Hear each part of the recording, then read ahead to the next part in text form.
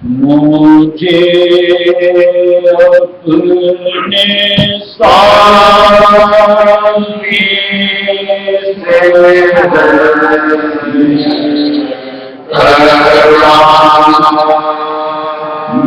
मुझे अपने साथी से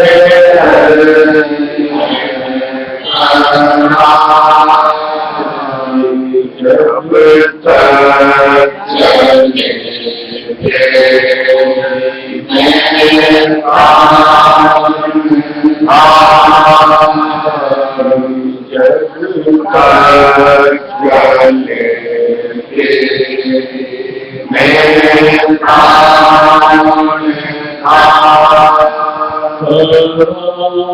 उनकी सेवा उनकी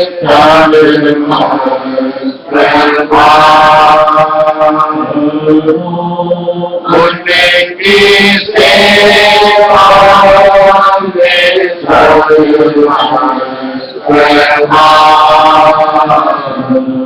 उनकी छवि को मैं हर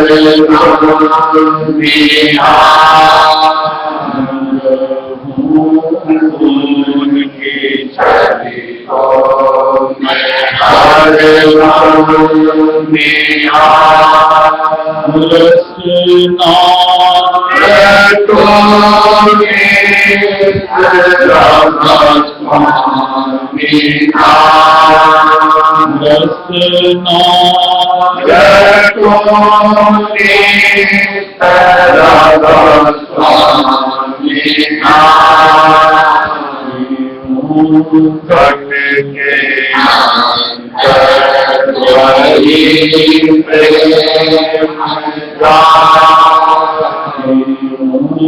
घट के अंतर वही प्रेम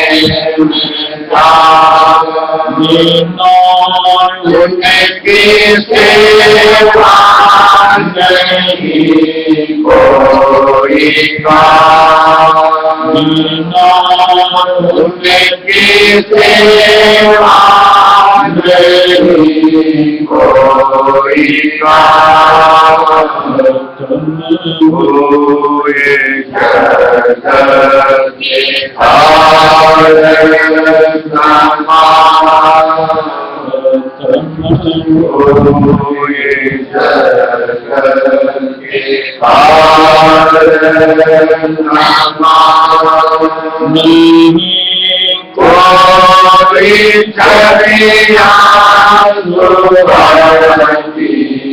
मुझे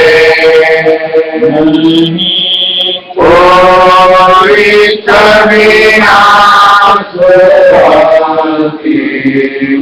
मुझे कोई शक्ति आके मुझे कोई शक्ति आके मुझे नहीं कोई सामान की चालना नहीं कोई सामान की चालना अपने सम्मान की भावना अपने सम्मान की भावना मुझे उसके सदे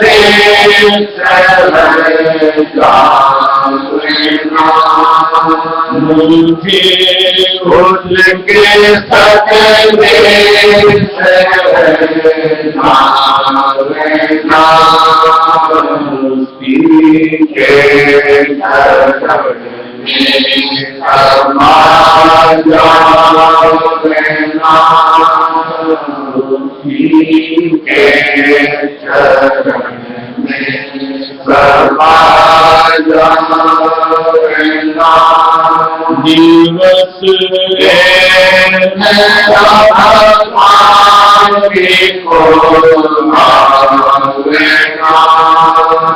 दिवस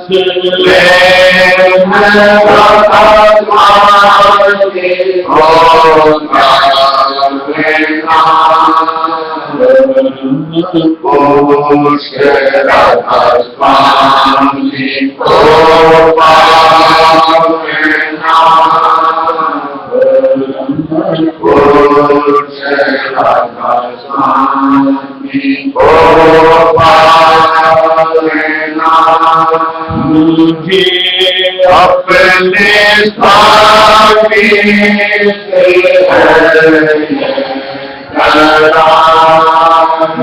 से मुझे अपने स्वामी से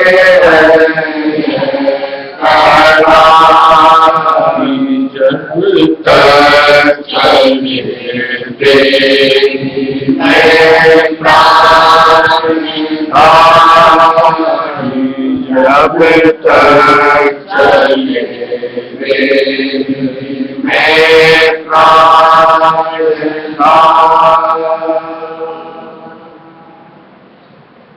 देखिए संत मथुरा सुमत की सत्संग जो मालिक की दया से हमें मिलती है, न जाने हम लोग अपनी समझ से अपने आप को किस अनुरूप पाते हैं नहीं जान पाते। लेकिन जैसे पीछे भी कुछ दिन पहले या 1-2 दिन पहले बात हुई थी कि यहाँ पर जीव का यानी सूरत का सिर्फ एक अपने मालिक से सरोकार होता है और किसी से कोई मतलब, यानी ऐसा बनाना चाहिए अपना मन से।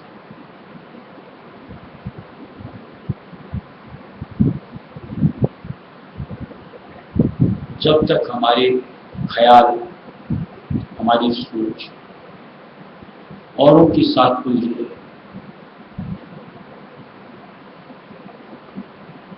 हम अपना बंटवारा करते हैं, और ऐसे में एक मालिक के आधार में अपने आप को जोड़ पाना, उनमें समा पाना हमारे लिए मुमकिन नहीं है।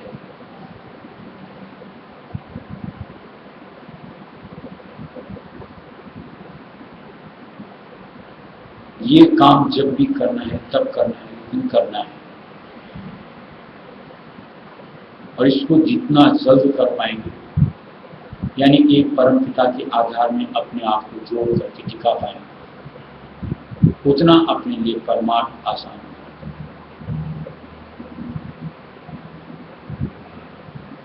जैसा कि हम लोगों को बताया जाता है, धारणा बताई जाती है कि हमारा ख्वा परमार्थ अथवा स्वार्थ एक ही से अपना ताल्लुक बना चाहना का स्वरूप, यानी अब दुनिया के आगे हाथ पसारना नहीं, किसी से हमारा कोई सरोकार, सिर्फ ऊपरी व्यवहार के साथ अंतर से समझ कि वास्ता एक मेरा मालिक से अपने आप को समेटते चले, सूक्ष्म बनाते चले। जब तक हमको आधार के रूप में कुछ और दिखता रहता है, चाहे वो जड़ चाहे वो चित्र, तब तक हम निरानिरी एक मालिक से अपने आप को जो हमें जोड़ना चाहिए वहां पर अपने आप को टिकाना चाहिए, न जुड़ पाते न टिक पाते, यानी तवज्जो का भी खेल होता है। और जो संत मथुरा सुमत में हमें ध्यान बताया, वो तो जब पूरी तरीके से आप अपने आप को एकाग्र कर पाओ, सिर्फ और सिर्फ मालिक से अपने आप को जोड़ पाने में काबिल।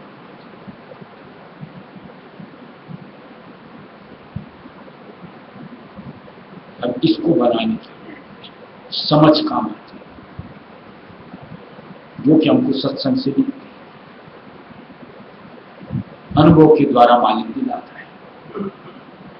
समझ और अनुभव आप अपने से जोड़ते चलो, अपने आप आपका बिखेरा खत्म हो जाए, सूक्ष्म अपने आप को बना। और जो नादानी बस न समझदार थे न मालिक के प्रतीक लाते, उनका आधार कभी जगह जगह जो बना के रखते छूटता है, और ऐसे में उनका जो ध्यान के जरिए से अपने आप का परमार्थ संवरना चाहिए, यानी सूरत का इधर से हट करके ऊपर की तरफ सरकना चाहिए, वो मुमकिन नहीं। सीधे सीधे शब्द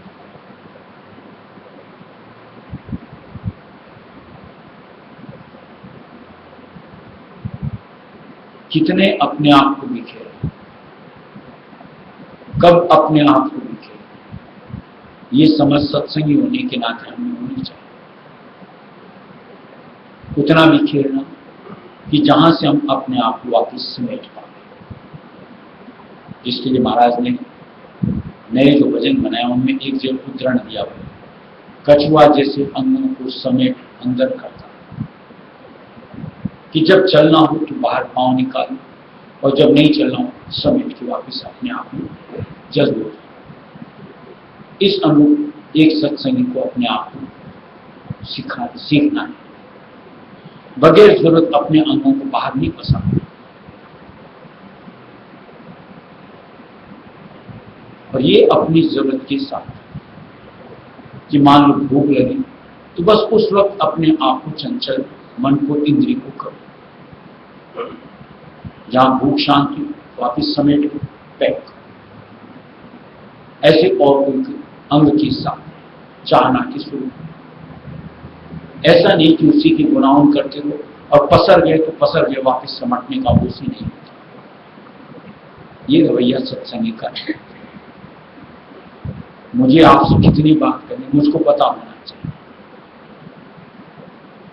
मसला जिस चीज का है बस वो कहते पॉइंट टू पॉइंट बात करो, बात खत्म। और खत्म किया समेटो अपने आप को अंतर, नाम से लो टेढ़ना शुरू।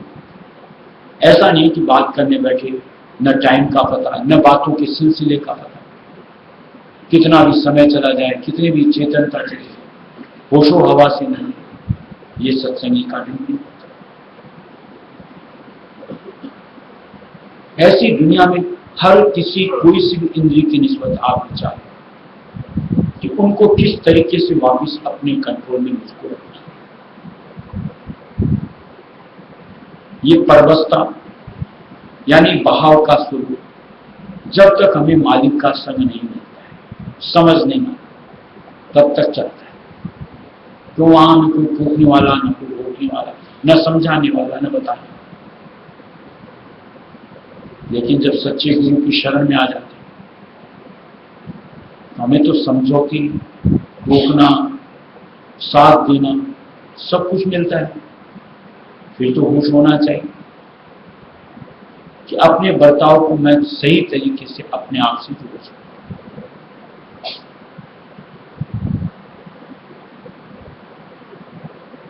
मान लो मैं अभी इसके घर जाऊं, जिस मकसद से जाऊं करूं, काम कुछ किया, फाइल जाऊं, पलट के अपने घर आऊं, वहां बैठ के 4 घंटे बतौलीबाजी करने का मुझे क्या मतलब। ये समझ आ जाएगी तो उसके बाद ये बतौलीबाजी करके समय जो टाइम पास होता है कभी नहीं करो। फिर अंदर से ताला भी नहीं रहती, जल्दी चलो जल्दी चलो जल्दी चलो, और ठीक वहां से निकासी बन जाती। और जहां आपको अपना होश ही नहीं, बैठे हैं समय जा रहा है, फिजूल की किसकी लेके चर्चा करते रहो, कितना नुकसान करोगे। ऐसे किसी भी अंग में आप निष्कर्ष निकालने का प्रयास, शायद बात समझ में आ जाए कि मुझको कहां से अपने आप को निकालना है और अपने आप को मालिक से जोड़ना है। और जैसे ये समझ हमारे साथ जुड़ती जाएगी, देखो उसके बाद किस तरीके से हम अपनी संभाल करते हैं, चेतनता का, समय का, और साथ में मालिक के नाम से जुड़ करके कुछ न कुछ पूंजी अपने लिए इकट्ठी कर पाते हैं, जो कि एक सत्संगी के रूप में हमारे लिए बन पाना, इकट्ठी कर पाना लाजमी होता है। प्रयत्न तो करना शुरू करें। हो सकता है शुरू में कई बार फिसलेंगे, कई बार संभलेंगे, कई बार क्या होगा, नहीं करते करते वापस बहुत ज्यादा अरसा नहीं, थोड़े समय के बाद हम अपनी स्थिति को संभाल पाने सक्षम हैं। और जहां आपकी चाहत है, होशवासी, किसी को कितना भी टोकू, बजाय अच्छे की बुरा मानते हैं और उसको वहां से पलटना ही, उसी अनुसार ही बर्ताव करते हैं। बहुत से हमें से नादान है कि जिनको अरसा हो गया सत्संग से, जो हालात थे उसी कोई सी भी इंद्रियों में किसी भी तरीके के साथ बहावी छुटकाव होता ही? क्या उनको विचार नहीं होता कि जब मैं मालिक के साथ जुड़ने का प्रयत्न करता हूं मेरी स्थिति क्या होती? फिर बातें करती, क्या करें, स्वरूप तो टिकता ही नहीं, स्वरूप तो आता ही, नाम चलता ही, कहां से आएगा? कभी उसका विचार करेंगे तो सामने जो खामियां कि जिसकी वजह से मुमकिन नहीं हो पा रहा है शायद समझ में आ जाए, तो वहां से अपने आप को फेर पाए। लेकिन कोई समझना चाहिए, कोई समझना ही नहीं चाहता, उसकी जिम्मेदारी अपनी खुद की होती है, इसमें संतों का कोई दोष नहीं।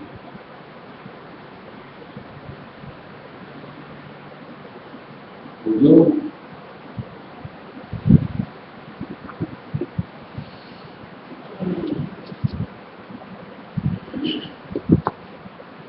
तेरे गवने का दिन तू आगे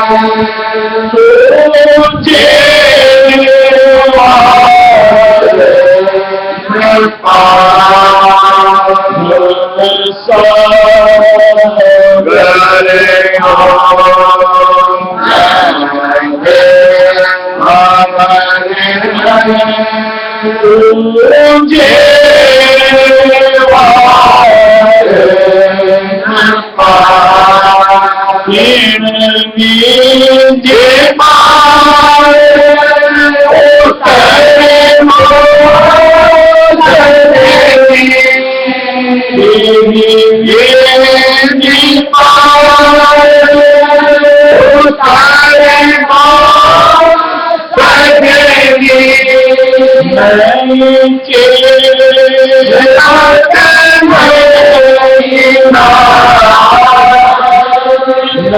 के सेवक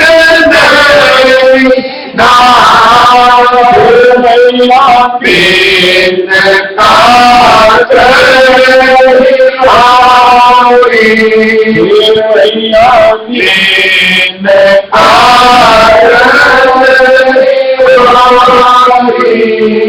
मैया बिन काज गवने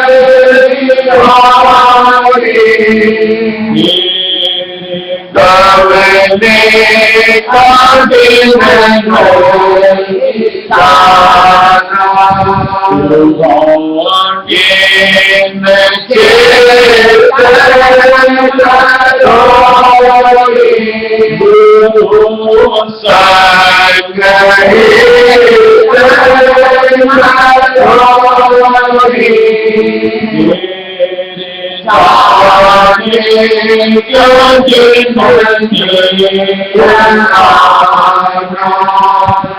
दिन सोमती की सुनरी सत्य तेरा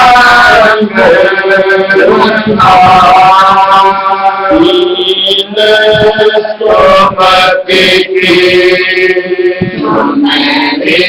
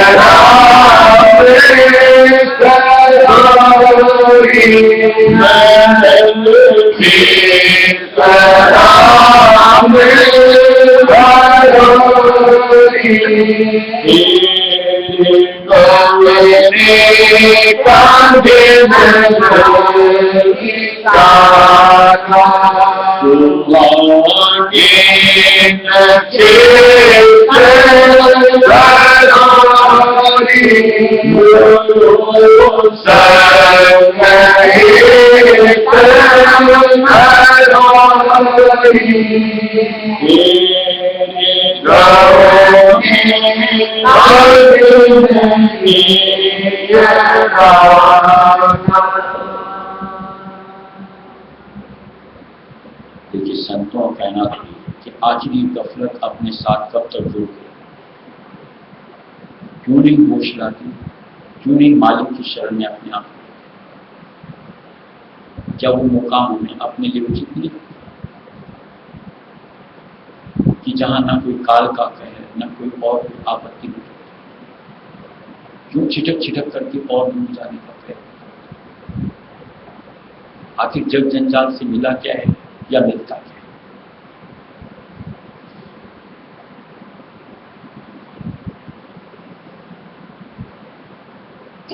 सोचेंगे, विचारेंगे, ठीक एक मालिक की शरण ही अपने लिए उचित छोड़ लगेगी और तब वहीं टिकने का अपना मन करें।